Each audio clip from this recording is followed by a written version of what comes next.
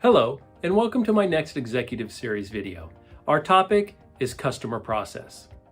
Aaron Snyder here from Quality Systems Explained, where we make quality systems simple for you. Make sure you subscribe to get all the good content we're putting out.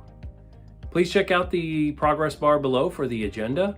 And make sure you stick around to the end for the 3 bonus questions. Our topic, customer process, comes directly from 1345 section 7.2. Customer process in 5 words: capture, review, and confirm customer requirements. There are many different parts of the quality management system that actually touch or come into contact with customer requirements. For this video, we will talk about 3. Those are design controls, specifically design input, purchase orders, this gets into distribution, so order fulfillment, and then finally post-market surveillance.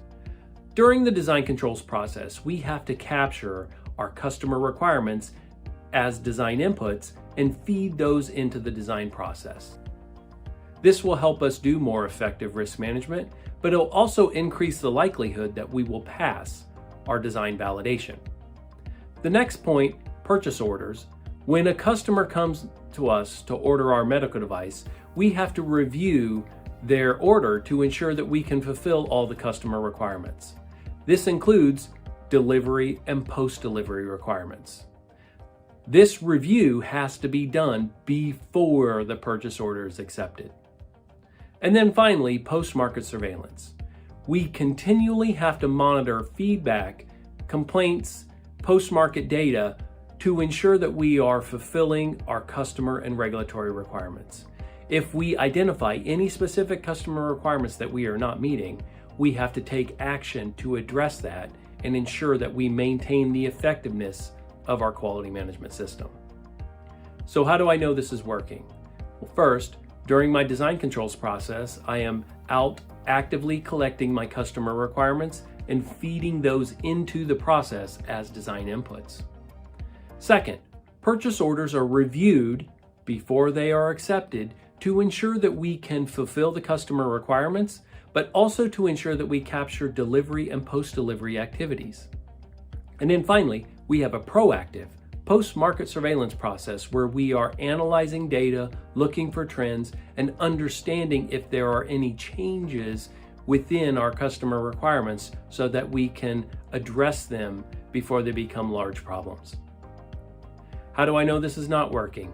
Well, first, I have a lot of design validation issues or risk management issues because I'm not capturing my customer requirements adequately up front, and I'm having problems in my design process later on.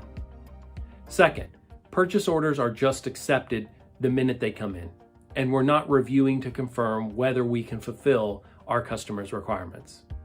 And then finally, our post-market surveillance process is missing trends, and we're really out of touch with what's happening with our medical device, and we're out of touch with those customer requirements out in the marketplace. And now for those 3 bonus questions. How do we capture our customer requirements and feed them into the design controls process? What procedure outlines how we review and confirm we can meet the customer requirements before we accept a purchase order? And finally, can you explain the post-market surveillance process to me and give me the procedure? Thank you for watching.